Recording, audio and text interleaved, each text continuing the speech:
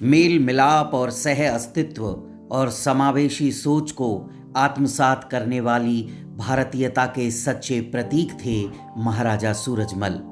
राजा सूरजमल के समकालीन इतिहासकार उन्हें जाटों का प्लेटो कहते हैं। एक आधुनिक इतिहासकार उन्हें स्पष्ट दृष्टि और बुद्धिमत्ता को देखते हुए उनकी तुलना ओडिसस से करते हैं।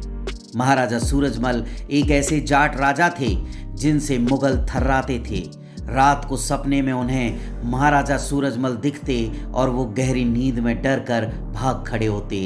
वीर योद्धा, दूरदर्शिता, सूझबूझ, चातुर्य और राजमर्मज्ञता के सुखद संगम महाराजा सूरजमल का जन्म 13 फरवरी 1707 को डीग के महलों में हुआ।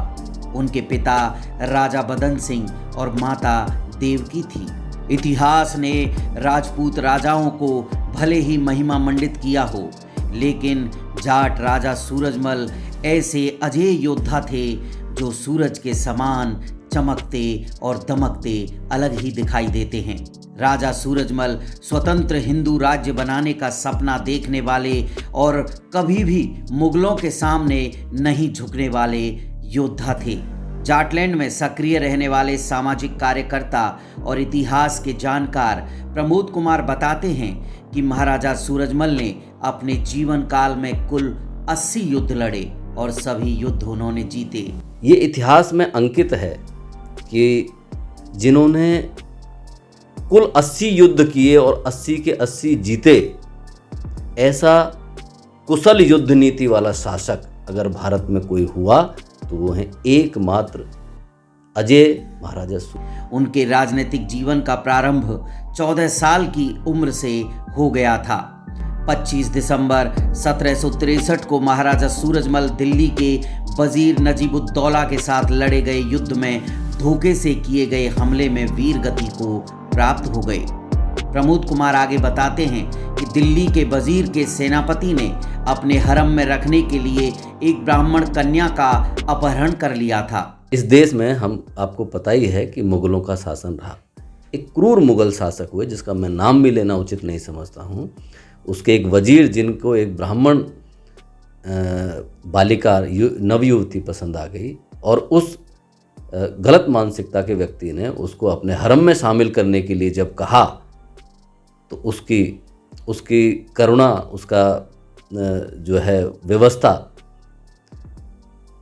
को ध्यान में रखते हुए उसने एक दिन का समय मांगा और एक दिन के समय में केवल उसकी उम्मीद महाराज सूरजमल से थी। महाराजा सूरजमल को उन्होंने संदेशा भिजवा दिया और कहा कि मेरी मदद करें।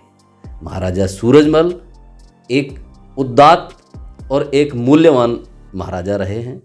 उन्होंने इस बात को सुनते ही उस संबंधित मुगल शासक के खिलाफ युद्ध छेड़ दिया और उस युद्ध का ये हुआ परिणाम कि उस लड़की को वहाँ जाने से रोका गया।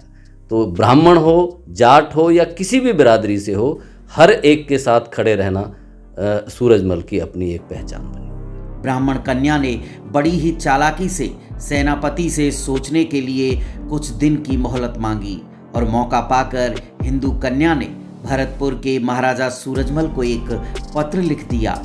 पत्र में महाराजा सूरजमल से खुद की इज्जत और धर्म की रक्षा करने की गुहार लगाई। ब्राह्मण कन्या का पत्र पाकर और हिंदू धर्म की रक्षा के लिए महाराजा सूरजमल ने दिल्ली के वजीर नजीबुद्दौला पर हमला बोल दिया। उसके बाद करीब दिल्ली को फतेह करने के बाद महाराजा सूरजमल अपने सेनापतियों के साथ परामर्श करने के लिए हिंडन नदी के किनारे आ गए, जहां दुश्मन की सेना घात लगाए बैठी हुई थी। दुश्मन की सेना ने अचानक महाराजा सूरजमल पर हमला कर दिया और वो शहीद हो गए। महाराजा सूरजमल की वीर गति का बदला बाद में उनके पुत्र वीर जवाहर सिंह ने दिल्ली को फतेह करके लिया।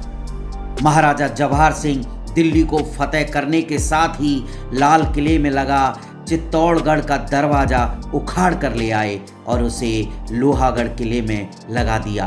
अगर आपका कभी भरतपुर जाना हो तो उस किले में जाकर उस दरवाजे को आज भी लगा हुआ देख सकते हैं। ये कहानी बयां करती है जाटों की शूरवीरता की। आज महाराजा सूरजमल के बलिदान दिवस पर हम उनको शत शत श्रद्धांजलि अर्पित करते हैं।